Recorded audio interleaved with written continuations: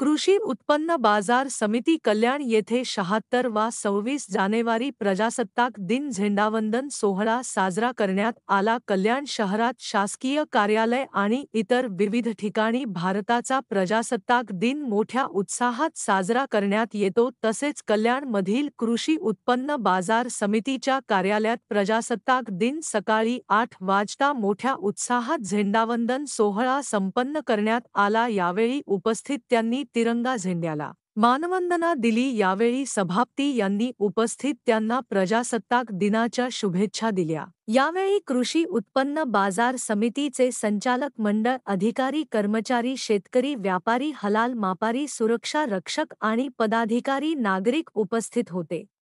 Ravindra Jadhav, Kalyan.